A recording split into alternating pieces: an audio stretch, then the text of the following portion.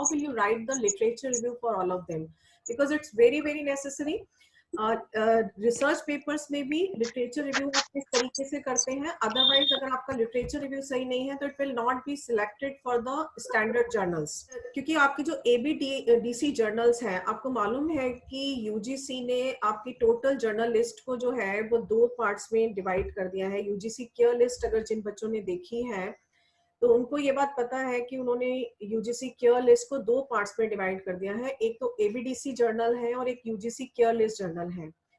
दोनों की ही रिक्वायरमेंट है कि आपका लिटरेचर रिव्यू जो है वो बहुत अच्छा होना चाहिए। अगर आपका लिटरेचर रिव्यू ठीक नहीं है तो your paper will not be selected into that.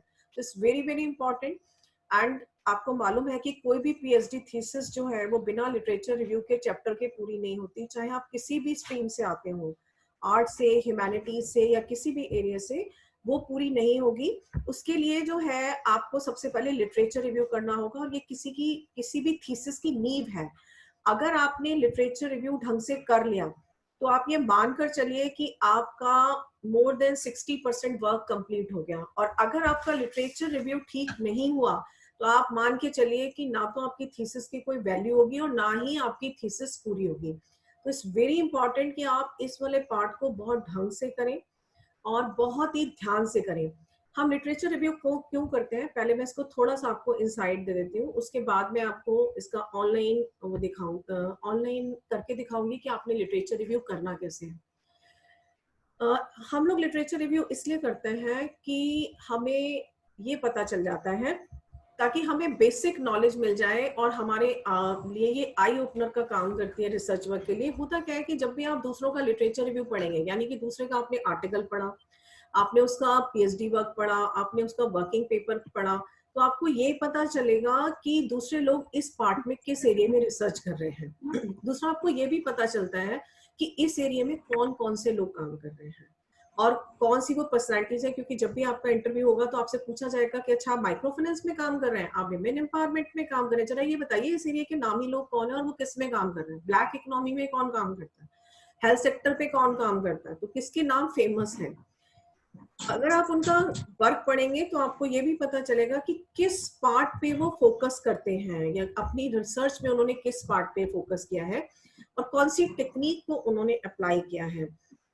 इससे हमें लिटरेचर रिव्यू जिसमें किया जाता है उसका एक बेसिक रीजन होता है कि इससे जो है हमें रिसर्च गैप का पता चलता है और रिसर्च गैप के साथ साथ आपको फर्दर रिसर्च आप किस एरिया में कर सकते हैं ये भी पता चलता है।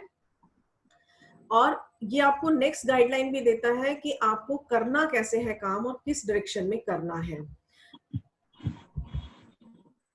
देखिए, सबसे पहले आपको करना क्या है, कोई भी टॉपिक सिलेक्ट करना है। तो जिन लोगों का PhD सिनॉप्सिस पास हो चुका है ऑलरेडी, वो ये काम कर चुके हैं, उनका टॉपिक सिलेक्ट भी हो चुका है और उनका PhD में पास भी हो चुका है।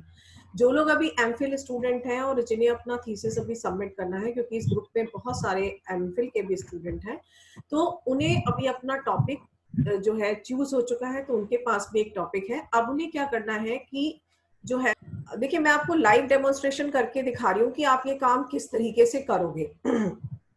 अगर मान लीजिए आपको लिटरेचर रिव्यू करना है, तो सबसे पहले जो है आपको गूगल में जाना होगा। सबको गूगल करना आता है, गूगल में जाइए। देखिए मैंने गूगल स्क्रीन खोला हुआ है, गूगल में जाके अपना रिसर्च टॉपिक जो है वो टाइप कीजिए। सपोज कीजिए, मैं एक एग्जांपल आपको लाइव बता रही हूँ। सपोज मैंने एक स्टूडेंट है आपके के बीच में, सोनल, इसकी थीसिस मेरे सामने है और इसका टॉपिक है study of government finance for development of health sector in Uttar Pradesh. तो हम पूरा टॉपिक ना भी टाइप करें तो हम थोड़ा सा टॉपिक इसका टाइप कर सकते हैं। तो हम इसमें ले सकते हैं government finance for development of health sector in India. देखिए जैसे ही हम खोलेंगे तो बहुत सारा आर्टिकल इस पर आएंगे, बहुत सारा रिसर्च मटेरियल इस पर आएगा। आपको सारा सिलेक्ट नहीं करना। ध्यान रखिए कि जब भी आप लिटरेचर रिव्यू करें तो केवल स्टैंडर्ड के ही आर्टिकल, स्टैंडर्ड के ही रिसर्च पेपर या स्टैंडर्ड की ही PhD थीसिस आप लें। किसी का भी आर्टिकल ना उठाएं। आप अगर देखते हैं तो हर एक का आर्टिकल उठाने की जरूरत नहीं है। सपोज कीजिए मैंने सबसे पहले जो है ये लिया, health care in India changing in the financing strategy. मैंने देखा कि ये रवि दुग्गल जी का आर्टिकल है और आप पहचानोगे कैसे कि हमें ये आर्टिकल लेना चाहिए या नहीं लेना चाहिए, इसका भी एक तरीका है। ये देखिए रवि दुग्गल जी का आर्टिकल है, और रवि दुग्गल जी का आर्टिकल जो है, ये आर्टिकल एक रिसर्च पेपर में छपा हुआ है, social policy and admission ISSN करके। देखिए ये बोल रहा है कि इस आर्टिकल के 16 साइटेशन है और 4 रेफरेंसेस हैं। सबसे पहले आप देखो कि इसके जो साइटेशन है वो कितने हैं। अगर आपने किसी का आर्टिकल सिलेक्ट करना है, कभी भी हर एक का आर्टिकल सिलेक्ट नहीं करना, क्योंकि हमारे यहाँ पर बहुत सारे प्रीडेटरी जर्नल हैं। लोगों के आर्टिकल पेड जर्नल में प्रेजेंट होते हैं, और हमारे स्टूडेंट की सबसे बड़ी प्रॉब्लम यह है कि जो भी आया और हमने उठा लिया। मैंने अभी इसको रोक दिया। देखिए सेकंड आर्टिकल इसमें आ रहा है, government financing of health care in India since 2005। ये देखिए ये सबको आर्टिकल, ये सबको दिखाई दे रहा है आर्टिकल। और जब आप इस पे चलेंगे तो Yes, आप इसका ma'am. लिटरेचर रिव्यू कैसे करेंगे। सबसे पहले जो भी आर्टिकल्स आपको रिव्यू करने हैं, MS वर्ड में जाइए और एक फाइल खोल लीजिए। MS वर्ड में एक फोल्डर बनाइए जिसका नाम होगा आपका जो है, देखिए ये MS वर्ड खोल लीजिए। MS वर्ड में खोल करके एक फोल्डर बना लीजिए। देखिए मैंने सुबह ही आपके लिए ये फोल्डर बनाया है जिसमें मैंने ये आर्टिकल डाला है, आर्टिकल 1। इसको नाम देंगे हम article 1, government financing of health care in India since 2005। अब हम इसको रिव्यू करना शुरू करेंगे। तो हम रिव्यू कैसे करेंगे, जब हम इस आर्टिकल को खोलते हैं, लिटरेचर रिव्यू जब करते हैं, इस आर्टिकल को हम पढ़ना शुरू करेंगे, तो देखिए आर्टिकल जो है शुरू में ही अपना एक्नॉलेजमेंट देता है कि ये आर्टिकल जो है national health mission, government of India और Bill and Melinda Gates foundation की तरफ से लिया गया है और उनकी हेल्प के साथ तैयार हुआ है। यानी कि ये किसी का प्रोजेक्ट वर्क है और ये हार्वर्ड वाले उसमें प्रेजेंट हुआ है। तो ये बहुत स्टैंडर्ड वर्क है। तो जो भी स्टैंडर्ड वर्क्स हैं आप वो उनको लीजिए, किसी भी आर्टिकल को इसमें शामिल मत कीजिए। अब देखिए ये बैकग्राउंड के साथ शुरू होता है और इसका नाम है government financing of health care in India since 2005, what was achieved, what was not and why. Resource tracking for health 29 states in India. 29 states in India जो है, इसमें इसकी स्टडी जो है वो दी गई है। ठीक है, अब इस आर्टिकल को आप रिव्यू करना शुरू करेंगे। जब इसको पूरा पढ़ डालिए, जब आप इसको पूरा पढ़ लेंगे, देखिए इसमें बैकग्राउंड स्टडी दी है, ऑब्जेक्टिव्स। करना क्या है कि आपको एक एक्सेल फाइल खोलनी है। एक्सेल फाइल में पहले नंबर पे आएगा सीरियल नंबर, उसको उसमें डालिए। दूसरे में डालिए टाइटल ऑफ द पेपर, तीसरे में ऑथर, चौथे में ईयर ऑफ पब्लिकेशन। तो जो भी आर्टिकल आप पढ़ते हैं या जो भी आर्टिकल आप रिव्यू करते हैं, तो इसमें सबसे पहला काम आपको ये करना है। ये देखिए मैं इसको छोटा करके आपको दिखा रही हूँ। सबसे पहले आप क्या करेंगे, इसमें पहला कॉलम है टाइटल ऑफ द पेपर। आप सबसे पहले पेपर का जो टाइटल है वो लिखेंगे। दूसरे नंबर पे जो इसमें ऑथर है, आप उसको ऑथर को इसमें डालेंगे, ऑथर का नाम लिखेंगे। तीसरे लिखेंगे और ईयर ऑफ पब्लिकेशन, जैसे कि ये पेपर जो है वो आपका 2017 में पब्लिश हुआ है, तो आप वो लिखेंगे इसमें। चौथा कॉलम है इसमें ऑब्जेक्टिव ऑफ द स्टडी। जब हम सेकंड पेज पर इसके जाते हैं, ये देखिए मैं इसको भी थोड़ा शॉर्ट कर लेती हूँ तो ये शॉर्ट से आपको आराम से दिखेगा। ओके, ये देखिए जब हम इसके पेपर के सेकंड पेज के ऊपर जाते हैं तो आपको ऑब्जेक्टिव्स ऑफ द स्टडी लिखते हैं। देखिए सबसे पहले आप पेपर से करना शुरू कीजिए, एक्सेल शीट पे इसका लिटरेचर रिव्यू। पेपर का नाम ये है, government financing of health care in India since 2005, what was achieved and what was not. This is a name of the paper. इसके बाद जो है आपका पेपर का ऑथर आ जाएगा, ऑथर का नाम इसमें लिखा हुआ है। फिर इसके बाद इसका ईयर ऑफ पब्लिकेशन है 2017। सेकेंड पेज के ऊपर सबसे पहले इसका ऑब्जेक्टिव आता है कि इस स्टडी का ऑब्जेक्टिव क्या था। तो ऑब्जेक्टिव आप लिख लीजिए कि इस स्टडी का ऑब्जेक्टिव क्या था। सबसे पहले इस स्टडी को पूरा पढ़ डालिए। जब आप पढ़ लेंगे, पढ़ने के बाद आपको ये एक्सेल शीट इस पेपर की तैयार करनी है। तो हम जो है इस पेपर की एक्सेल शीट तैयार करेंगे। ये देखिए बैकग्राउंड इज इंट्रोडक्शन। सब अब ये आ रहा है ऑब्जेक्टिव ऑफ द स्टडी, कि इस स्टडी का ऑब्जेक्टिव क्या था। ऑब्जेक्टिव्स ऑफ द स्टडी के बाद देखिए रिसर्च मेथोडोलॉजी। हर पेपर में टाइटल होता है, उसके ऑथर का नाम होता है। जब आप टाइटल ऑफ द पेपर डालेंगे तो एक चीज ध्यान रखिएगा, हम बहुत सारी तरह का लिटरेचर रिव्यू करते हैं, आर्टिकल का करते हैं, रिसर्च पेपर का करते हैं, बुक का करते हैं, और इसी तरह जो है हम गवर्नमेंट रिपोर्ट्स का करते हैं। तो जो भी आप डाल रहे हैं, अगर आप सपोज कीजिए कि रिसर्च पेपर का कर रहे हैं तो research paper number 1, research paper number 2, research paper number 3। अगर आप आर्टिकल का कर रहे हैं, article number 1, article number 2। Article वो होते हैं जो मैगजीन्स वगैरह में आते हैं, ठीक है।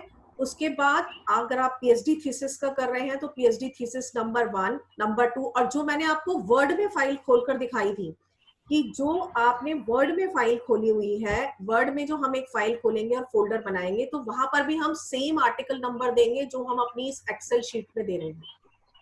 जो भी आप जो है एक्सेल शीट में नंबर दे रहे हो, देखो मैंने ये दिया हुआ है आर्टिकल 1, आर्टिकल 2। तो यहाँ भी जब आप टाइप करोगे, ये देखिए, आई विल टाइप जो भी इसका टाइटल है of author, this is article 1। तो एक्सेल शीट में और एमएस वर्ड की शीट में, दोनों में ये टाइटल आपका मैच करना चाहिए। ईयर ऑफ पब्लिकेशन, ऑथर जो भी है इसका XYZ आप देख लीजिएगा, 1 है 2 है, जितने भी हैं आप टाइप कर दीजिए कि इसमें ये ऑथर है। इसके बाद ईयर ऑफ पब्लिकेशन इसका 2017 है। इसके बाद इसके रिसर्च ऑब्जेक्टिव क्या है, रिसर्च ऑब्जेक्टिव आपको लिखने होंगे। इसके बाद अगर ये स्टडी रिसर्च पेपर है और प्राइमरी डाटा के ऊपर बेस्ड है तो रिसर्च क्वेश्चन क्या है वो भी आपको लिखना है। सैंपल साइज उसने क्या लिया, 400 का सैंपल लिया, 500 का लिया, क्या लिया। जैसे सैंपल एरिया, बहुत सारी पीएचडी आपको ऐसी मिलेंगी, जैसे कि हमारे एक स्टूडेंट की है confined to urban areas of Ghaziabad, तो सैंपल एरिया क्या है, urban area of Ghaziabad. Determination of sample size, मान लीजिए कुछ लोग क्या करते हैं, 900 लोगों को उन्होंने सैंपल भेजा और 300 लोगों के सैंपल वापस आए, तो आप वो लिखिए इसके आगे। मॉडल कौन सा यूज किया, रिग्रेशन मॉडल यूज किया, कोरिलेशन मॉडल यूज किया। इतने सारे मॉडल्स जो आपको स्टैट्स में पढ़ाए जाते हैं, हर स्टडी अपना एक मॉडल लेती है, तो वो उसने कौन सा मॉडल यूज किया ये आपको इसमें लिखना है। इसके बाद आप देखिए हाइपोथेसिस। अगर स्टडी के अंदर हाइपोथेसिस, कई स्टडी आपको ऐसी मिलेंगी जब आप पीएचडी वर्क करेंगे कि उसमें हाइपोथेसिस 4-5 होंगी, तो आप सारी नोट करते जाइए। H1 हाइपोथेसिस ये थी, H2 हाइपोथेसिस जो है वो ये है, H3 हाइपोथेसिस जो है वो ये है, आप यूज करते जाइए। Test and tools used in the paper. आजकल देखिए टेस्ट कौन सा लगाया इन्होंने, टी टेस्ट लगाया, जेड टेस्ट लगाया, एफ टेस्ट लगाया, रैंडम लगाया, कौन सा टेस्ट लगाया आपको लिखना है। टूल्स कौन से यूज किए वो सारे इसको लिखने हैं।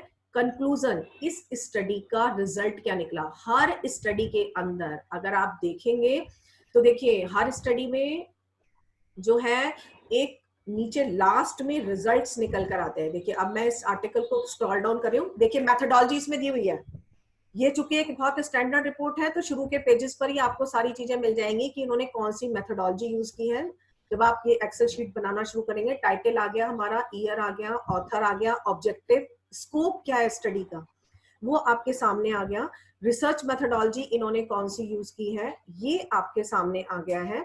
इसके बाद एजम्पशंस, हाइपोथेसिस होता है, इन्होंने क्या क्या हाइपोथेसिस लेके काम किया है, लिमिटेशंस क्या है इनकी वो भी इन्होंने, जैसे इन्होंने बोला कि इन्होंने असम और तमिलनाडु, ठीक है, इस पे जो है किसी की स्टडी किसी पर काम करती है। डाटा सोर्सेज, प्राइमरी डाटा पे भी मैंने बोला इन्होंने 29 स्टेट्स के ऊपर स्टडी की है, तो आप ये देखिए 29 स्टेट्स की स्टडी है ये।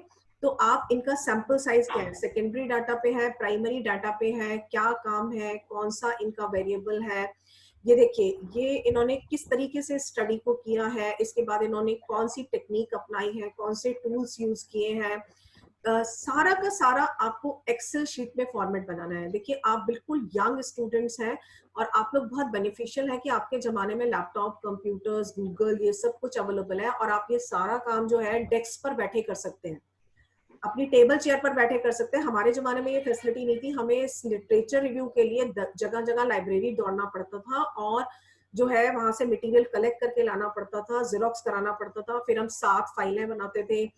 लिटरेचर रिव्यू की फाइल अलग होती थी, उसमें सारा मटेरियल रखते जाते थे। आपको कुछ नहीं करना, आपको अपने लैपटॉप पे 7 फोल्डर खोल लेने हैं, एक इंट्रोडक्शन का चैप्टर, एक लिटरेचर रिव्यू का चैप्टर, और जैसे जैसे चैप्टराइजेशन मैंने आपको सिनॉप्सिस में कर दिया है वो आपको सारे चैप्टर खोल लेने हैं।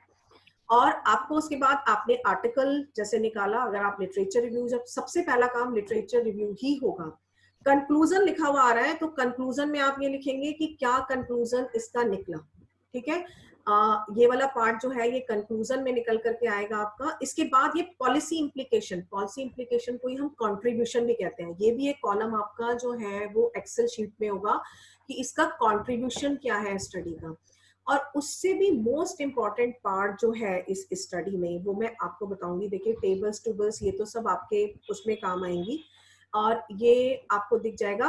कोई भी स्टैंडर्ड स्टडी जब आप लेते हैं तो सबसे बड़ा फायदा उसका ये होता है कि उसके लास्ट में एक बिब्लियोग्राफी दी होती है। ये देखिए बिब्लियोग्राफी, ये आपके लिए एक बहुत बड़ा सोर्स है। मान लीजिए मैंने एक स्टैंडर्ड का आर्टिकल खोल लिया, अब देखिए इस पर मुझे इससे रिलेटेड सारी स्टडी मिल जाएंगी। जैसे कि बर्मन और आहूजा ने एक स्टडी की है, government health financing in India, challenging to achieving an ambitious goal. ये वर्ल्ड बैंक पे इन्होंने वर्ल्ड बैंक के साथ मिलकर की है। अब नेक्स्ट मेरा टारगेट ये होगा कि मैं इस स्टडी को खोल कर देखूं। अब देखिए बर्मन ने एक और स्टडी की, मतलब इसका है कि बर्मन इस एरिया के एक्सपर्ट है, बर्मन इसका एरिया में काम करते हैं। फिर देखिए चक्रवर्ती की स्टडी आ रही है, public expenditure benefit incidence on health. World की अगर आप वर्ल्ड वाइड स्टडीज लेना चाहते हैं कि वर्ल्ड में कौन लोग इस पर काम कर रहे हैं, तो देखिए ये देओलकर की स्टडीज पर आ रही हैं, एक घोष की स्टडीज पर आ रही है। अब देखिए गवर्नमेंट की रिपोर्ट्स इसके ऊपर कौन कौन सी अवेलेबल है, तो एक रिपोर्ट 2005 की आ रही है, report of the national commission and macro economics and health. सबसे बड़ा फायदा एक स्टैंडर्ड के आर्टिकल लेने या रिपोर्ट को लेने का ये होता है कि उसके अंदर हमें इतनी सारे आर्टिकल मिल जाते हैं कि उससे रिलेटेड एक से ही हमको मिनिमम 20 से 25 आर्टिकल मिल जाते हैं। आप इसको देखिए, ये मिनिमम जो है 20, 40 और आप 40 आर्टिकल है, इसमें से कम नहीं तो 20-25 स्टडी आपके काम की। केवल एक आर्टिकल को पढ़ने से आपको 20 स्टडी नई ऐसी मिल जाती हैं जिनका आप लिटरेचर रिव्यू कर सकते हैं।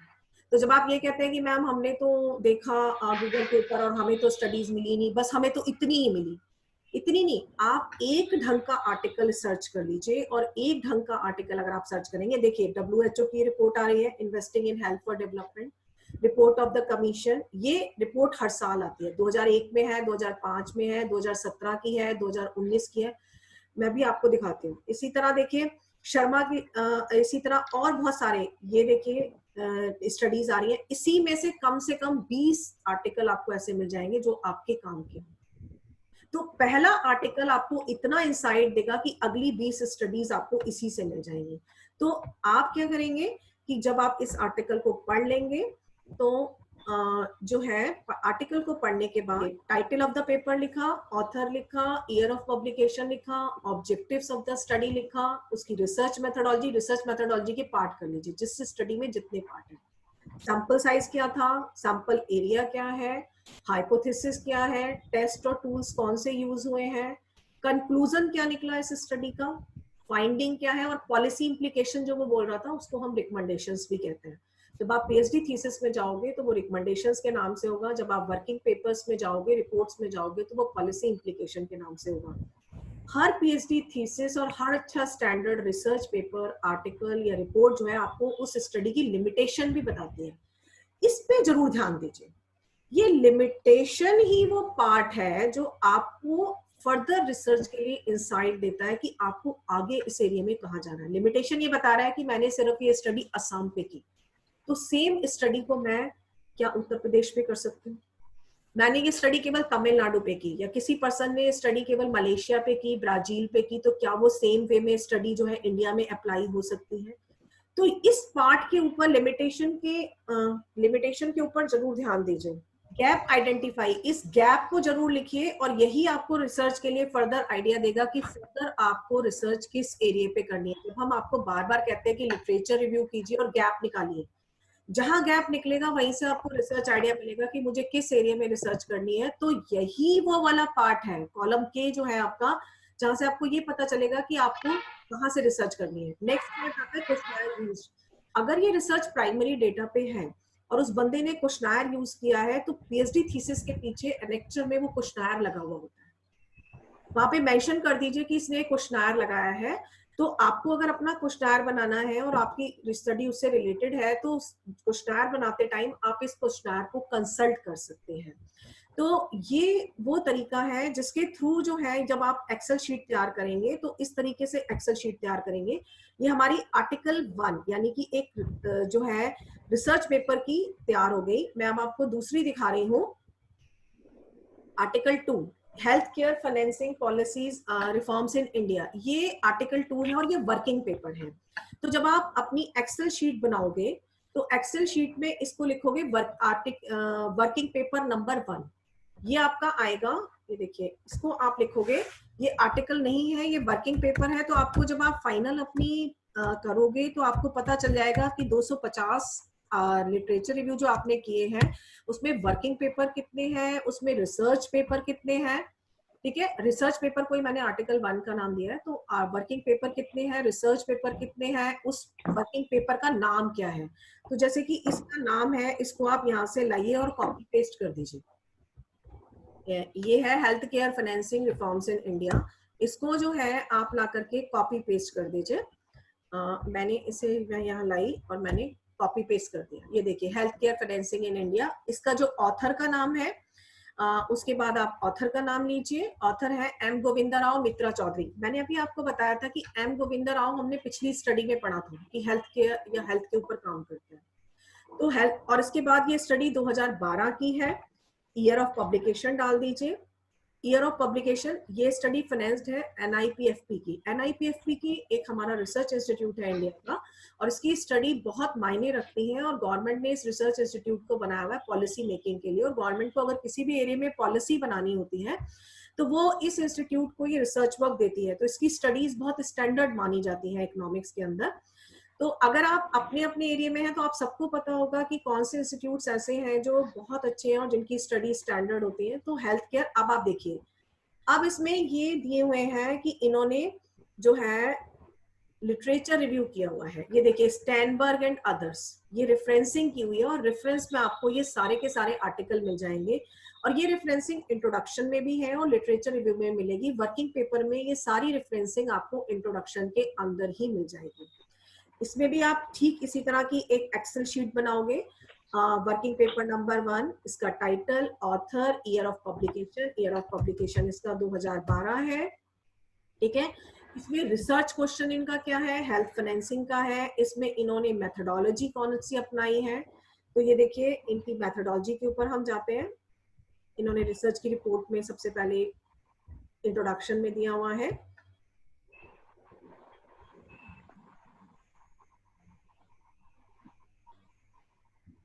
कितने कंट्रीज की स्टडी है ये देखिए, selected health indicators of India and developing region. ये आपके लिए बहुत इंपॉर्टेंट है, ये स्टडी का मेन पार्ट है कि इन्होंने इंडिकेटर्स कौन से सिलेक्ट किए हैं, इनको आप ध्यान में रखिए।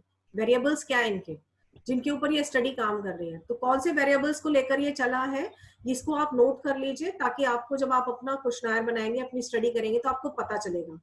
टॉप 4 स्टेट और बॉटम टॉप 4 स्टेट, इसकी इन्होंने इन्फेंट मोर्टेलिटी स्टेट को कंपेयर किया है। तो आपको ये पता चल जाएगा कि टॉप 4 कौन से हैं और टॉप बॉटम कितने हैं।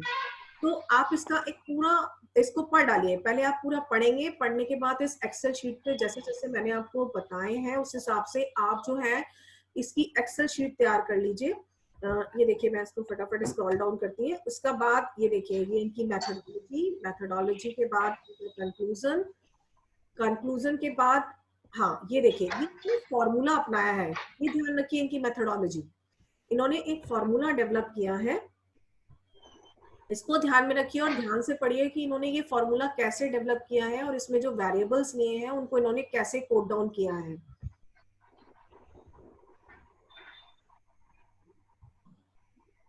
तो आप ये ध्यान रखिए कि लिटरेचर रिव्यू वैसे मत कीजिए जैसे आप, ये देखिए, ये बेसिक फॉर्मूला है जिस पर ये स्टडी काम कर रही है। तो सबसे इंपॉर्टेंट पार्ट जो है स्टडी का वो ये वाला फॉर्मूला है कि इन्होंने कैसे किया, और इसका पूरा डेरिवेशन इन्होंने दिया है कि इसमें कौन सा लेटर क्या चीज डिफाइन कर रहा है। अगर आपका हाइपोथेसिस भी ऐसा है जिससे आप कोई इकोनोमेट्रिक इक्वेशन बना सकते हैं या कोई भी इक्वेशन बना सकते हैं, तो आप ध्यान में रखिए कि ये कैसे बनते हैं और इससे आपको ये पता चलता है। इसके बाद देखिए, इन्होंने रिग्रेशन एनालिसिस किया है।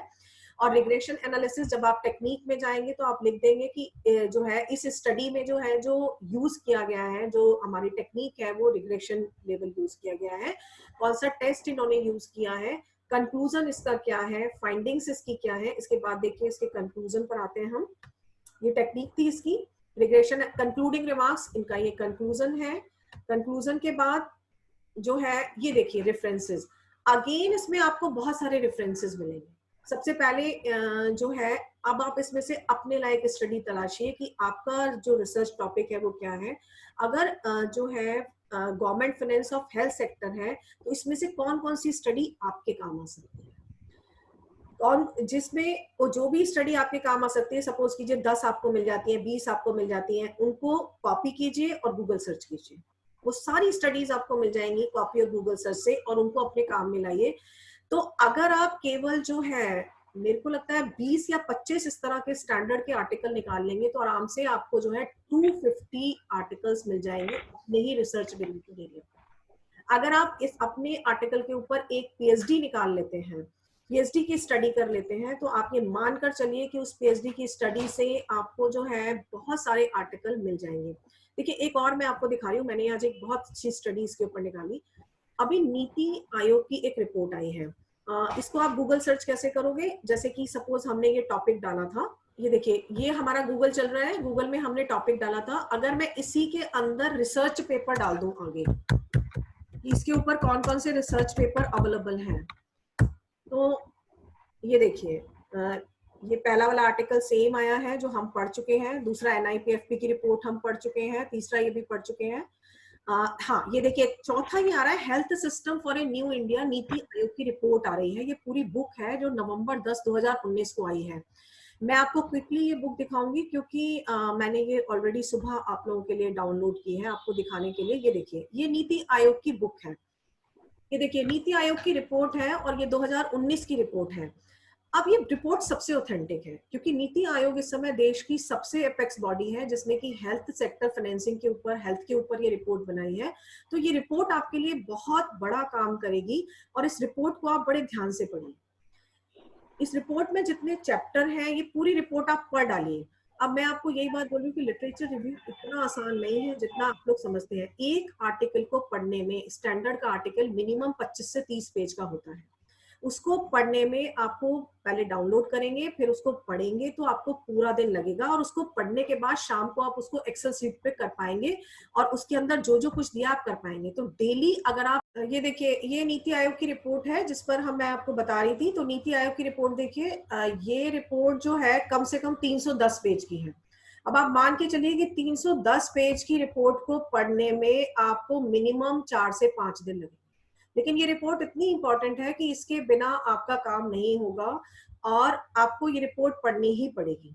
जब आप इस रिपोर्ट को पढ़ लेंगे तो बहुत कुछ आप सीखेंगे। ये देखिए ये नीति आयोग की रिपोर्ट चल रही है। सबसे पहला काम आपका ये होगा, लिटरेचर रिव्यू पर इसका करना है तो आप इसको पूरा पढ़ डालिए और इसके जो इम्पोर्टेंट पार्ट है उसको आप हाईलाइट कर लीजिए। जैसे कि इम्पोर्टेंट पार्ट में सबसे पहले आप अपनी एक्सेल शीट में इसका टाइटल टाइप करेंगे, ऑथर टाइप करेंगे और इसको देंगे रिपोर्ट नंबर 1। इसको टाइटल देंगे आप रिपोर्ट नंबर 1। इसका ऑथर है नीति आयोग, ठीक है, और रिपोर्ट का ईयर है 2019। तो ये लेटेस्ट रिपोर्ट है और ये आपको बहुत ही इंसाइट देगी आपकी पीएचडी का वर्क करने के लिए। अब इसको देखिए, इसमें जो है सारे फैक्टर शुरू में ही बता दिए गए हैं। जब भी कोई भी गवर्नमेंट की रिपोर्ट आती है तो रिपोर्ट में सबसे पहले 2 पेज के अंदर उसकी समरी होती है। तो जब आप समरी पढ़ते हैं तो आपको उससे बहुत कुछ पता चल जाता है कि आपने उसके अंदर करना क्या है और उस रिपोर्ट में क्या बेसिकली बताया गया है।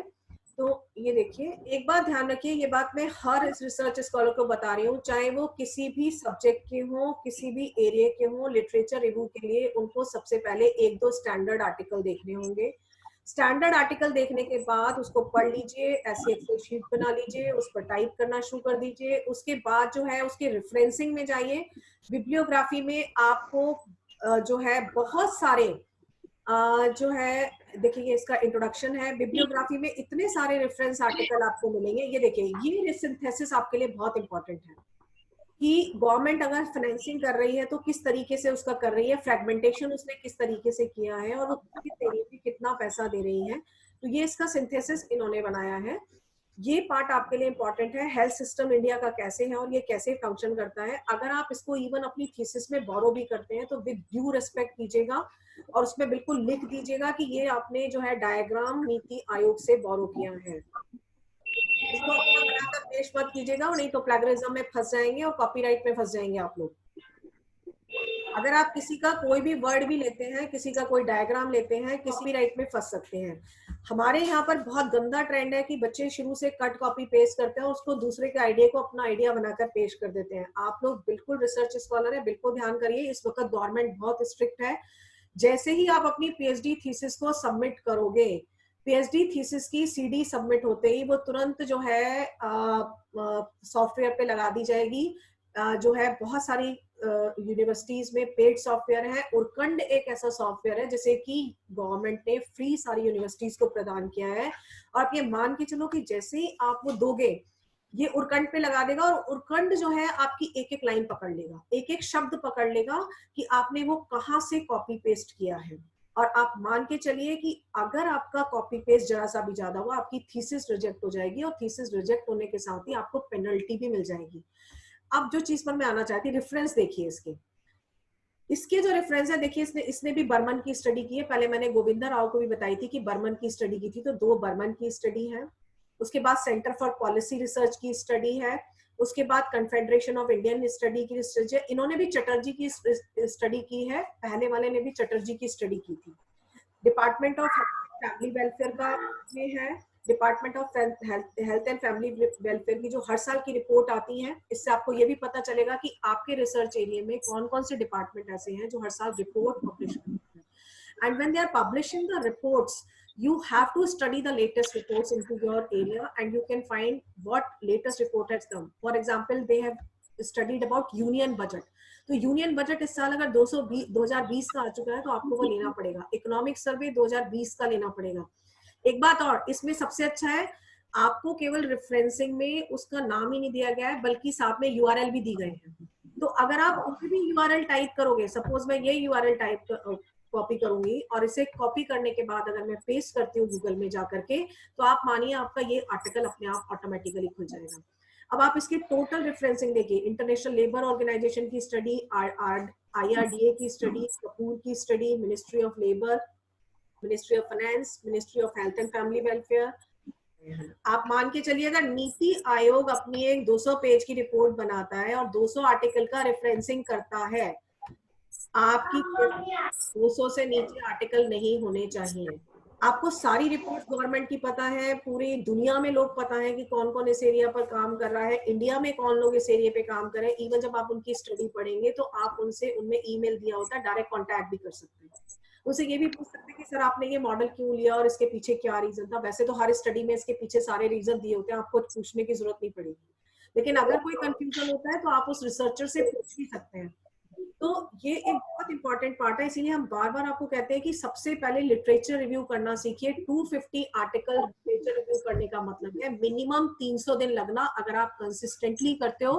क्योंकि अब जैसे मैंने आपको नीति आयोग की रिपोर्ट दिखाई, 210 पेज की रिपोर्ट है, मिनिमम पढ़ने में 5 दिन लगेंगे और इसका रिव्यू करने में 6-7 दिन आपको लग जाएंगे। तो एक्सेल शीट बनाने में ही 7 दिन लग जाएंगे। तो आप मान के चलिए कि अगर आपको पीएचडी थीसिस लिखना है और अगर आपको 250 आर्टिकल को मैं रिव्यू करने के लिए बोल रही हूँ, तो इसका सीधा सीधा मतलब ये है कि 250 आर्टिकल में से करने के लिए आपको मिनिमम 300 से 350 दिन चाहिए, सिर्फ ये एक्सेल शीट बनाने के लिए।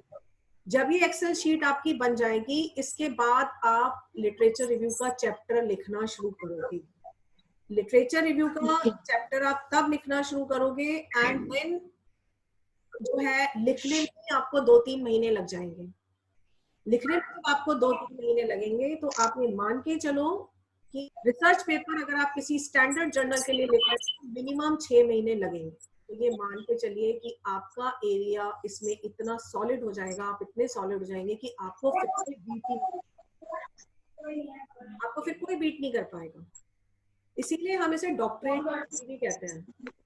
जबकि आप बीए में आते हो तो हम आपको एक इकोनॉमिक्स का ओवरव्यू देते हैं, मास्टर्स में जाते हो तो हम आपको स्पेशलाइज्ड पेपर्स देते हैं, और जब आप पीएचडी में जाते हो तो उसे स्पेशलाइज, सपोज आपने हेल्थ इकोनॉमिक्स का पेपर पढ़ा है तो हेल्थ इकोनॉमिक्स की किसी एक यूनिट का एक पर्टिकुलर चैप्टर उसको लेकर के आप अपनी उस पर भी एक माइक्रो लेवल पे जा करके आप अपनी रिसर्च करते हो, और उसके बाद जब आप उस पर 250 के आर्टिकल ये पढ़ लेते हो, कहते हैं कि हर पीएचडी में से जो है 4-5 रिसर्च आर्टिकल निकाले जा सकते हैं। जब आप 150 आर्टिकल पढ़ लेंगे तो आपको रिसर्च गैप पता चल जाएगा, जब आपको रिसर्च गैप पता चल जाएगा तो आपका पीएचडी का टॉपिक भी अपने आप तैयार हो जाएगा, और उसके बाद आपके लिए पीएचडी करना भी बहुत आसान हो जाएगा। तो इस चीज को जो है आप हमेशा ध्यान में रखो कि ये एक्सेल शीट आपकी तैयार हो जानी चाहिए, और ये करना बहुत आसान है। और मैं हमेशा ये बात आपको बोलूंगी कि लिटरेचर रिव्यू में कोई भी कॉम्प्रोमाइज आपको नहीं करना है। अगर आपने इसमें कॉम्प्रोमाइज कर दिया और आपने सोचा किसी का भी आर्टिकल उठा लें, तो जो प्रीडेटरी जर्नल में लिखे हैं या किसी अखबार में कुछ आ गया है हम उसको उठा लें, या किसी भी सब स्टैंडर्ड कोई काम आपको नहीं करना है। देखिए ये एक प्रिपेयर्ड शीट है, ये मैं आपको दिखा रही हूँ, ये प्रिपेयर्ड शीट मैंने ली है जो है जो हमारे स्टूडेंट ने बनाई हुई है। देखिए ये रिसर्च मेथोडोलॉजी में जो मैं आपको बता रही थी, स्ट्रेटिफाइड रैंडम सैम्पलिंग इसने लिया है, quantitative survey method through mails, यानी कि इसने गूगल फॉर्म सबको भेजा होगा, मेल भेजी होगी, ईमेल के थ्रू जो है वो क्वांटिटेटिव सर्वे मेथड लिया। 5 पॉइंट का लिकर्ट स्केल यूज किया है इसने। इसके बाद स्ट्रक्चरल इक्वेशन मॉडल यूज किया है, कंफर्मेटरी फैक्टर एनालिसिस इसने किया है। इसकी हाइपोथेसिस देखिए 1 2 3 4 5 6 जितनी भी हाइपोथेसिस इसने ली है वो हमने सारी इसमें यूज की है। तो आपको ये सारा कुछ बनाना है। दूसरा आर्टिकल देखिए ये ट्विटर के ऊपर है, ट्विटर है viable marketing tool for SMEs, ये एसएमई के ऊपर असल में स्टडी है। ये इसके राइटर है, ये ईयर है 2010 का, ये इसकी स्टडी है to explore SMEs use Twitter in their marketing strategies. कौन सी रिसर्च मेथोडोलॉजी इसने ली, क्वांटिटेटिव इंटर एक्सप्लोरेटरी स्टडी जो है इसने ली। ये सारा आपको बनाना पड़ेगा, करना पड़ेगा।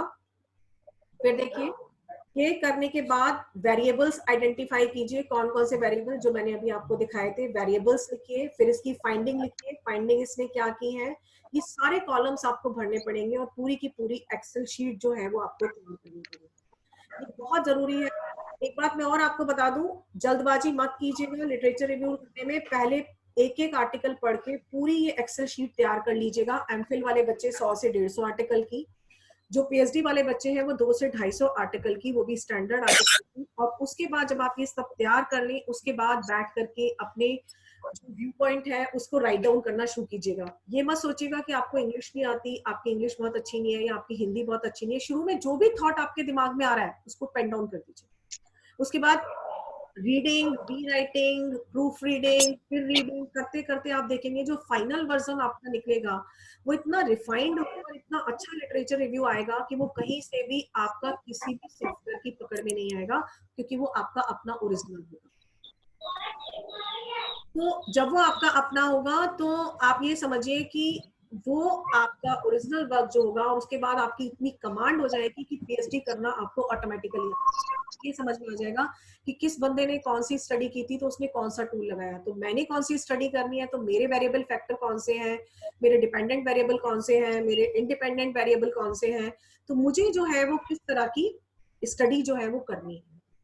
आप ये बिल्कुल ध्यान रखिए, मैं आपको कह रही हूँ कि जैसे ही आप पीएचडी सबमिट करोगे तुरंत देखिए ये उरकंड करके आपका हर यूनिवर्सिटी में जो है स्टॉल हो चुका है, और 2020-21 के गवर्नमेंट के रूल आ चुके हैं कि 21 के बाद किसी भी बच्चे का एक तो यूनिवर्सिटी में लेक्चरशिप के लिए नहीं तब तक वो अप्लाई कर सकता जब तक कि उसने पीएचडी ना की हो। दूसरी बात, जैसे ही ये उरकंड सॉफ्टवेयर पे लगाएंगे पूरा का पूरा आपका जो है सारा रिकॉर्ड उसमें आ जाता है। अभी अभी मेरा एक आर्टिकल पब्लिश हुआ है जिसमें सारा उत्कंठ का आया था, और उत्कंठ की पूरी एक गाइडलाइन है। देखिए, और इसकी गवर्नमेंट के ये रूल है, ये रूल भी मैं आपको बता रही हूँ कि अगर आपका 10% का प्लेगरिज्म आता है कि आपने कहीं से अगर कहीं से भी आप कर रहे हो तो जो है प्रॉपर रेफरेंसिंग कीजिए। तो 10% जो है उस पर कोई पेनल्टी नहीं है पीएचडी स्टूडेंट के लिए। 10 to 40% अगर आपका प्लेगरिज्म में पकड़ा जाता है तो आपको रिवीजन करके देनी होगी अपनी मैन्युस्क्रिप्ट 6 महीने के अंदर। अगर 40 to 60% पकड़ा जाता है तो आप अपनी रिवाइज मैन्युस्क्रिप्ट भी सबमिट नहीं कर सकते, और अगर ओवर 60% हो गया तो आपका रजिस्ट्रेशन ही कैंसिल हो जाएगा। और ये जो पेनल्टी क्लॉज बनाया गया है ये केवल स्टूडेंट्स के लिए नहीं है, टीचर्स के लिए भी है। टीचर जिस बच्चे को करा रहा है पीएचडी, अगर उस बच्चे का काम 10% में पकड़ा जाता है प्लेगरिज्म में, तो आप समझिए कोई पेनल्टी नहीं है। 10 to 40% है, मैन्युस्क्रिप्ट को विड्रॉ करना पड़ेगा। 40-60% है तो 2 साल तक वो टीचर कोई भी किसी भी स्टूडेंट को सुपरवाइज नहीं कर सकता। और अगर ओवर 60% है तो आप मानिए कि 3 साल तक वो किसी को भी सुपरवाइज नहीं कर सकता। तो इस बार टीचर के लिए भी पेनल्टी क्लॉज है, इसलिए आप ध्यान रखिए कि कोई भी टीचर आपका ऐसे अप्रूव भी नहीं करेगा। जैसे ही आप सबमिट करोगे वो फौरन उसे सॉफ्टवेयर पे लगा देगा, और अगर उसमें प्लेगरिज्म पकड़ा गया आउटराइटली वो आपको रिजेक्ट कर देगा। तो ये था आपका कि आप किस तरीके से लिटरेचर रिव्यू करोगे। मैंने आपको हैंड्स ऑन प्रैक्टिस करके दिखाई है। करना बहुत आसान है, हमारे टाइम में करना बहुत मुश्किल था, और आप लोग नहीं कर रहे हैं, मुझे ये पता चल रहा है। सर्च आर्टिकल लिखने के लिए भी आपको मिनिमम 40 से 50 आर्टिकल को इसी तरह लिटरेचर रिव्यू करना है।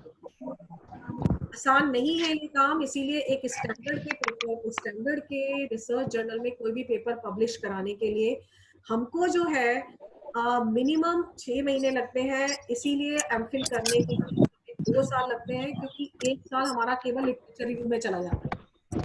बाकी टाइम क्योंकि हम 100 आर्टिकल है उनको रिव्यू करना सीखते हैं, 150 आर्टिकल रिव्यू करेंगे, एक्सेल शीट बनाएंगे, लिखेंगे, फिर हम अपना वर्क करना सीखेंगे। पीएचडी में भी ये होता है कि 1 से 1.5 साल आपका मिनिमम इस लिटरेचर रिव्यू में लगेगा, और एक बार आपको लिटरेचर रिव्यू करना आ गया तो आप ये मानकर चलिए कि फिर आपको पीएचडी करने से कोई नहीं रोक सकता।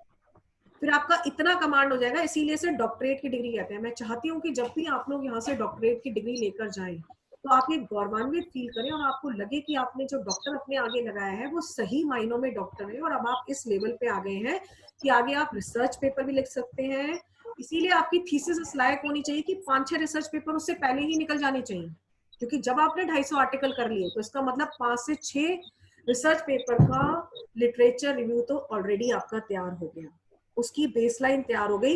ये रिसर्च पेपर निकालना कोई मुश्किल काम नहीं है जिसने लिटरेचर रिव्यू ढंग से किया है, वो भी स्टैंडर्ड के जर्नल में। इवन लिटरेचर रिव्यू करने के बाद ही जो बहुत स्टैंडर्ड के जर्नल हैं जिन्हें हम ए स्टार जर्नल कहते हैं यूजीसी के, जो वर्ल्ड वाइड फेमस है, वहां पर ये भी होता है कि आप जो है उन वर्ल्ड वाइड फेमस जर्नल में केवल लिटरेचर रिव्यू के ऊपर भी अपना पेपर छपा सकते हैं। केवल लिटरेचर रिव्यू के बेस पर जो है पेपर छप जाता है।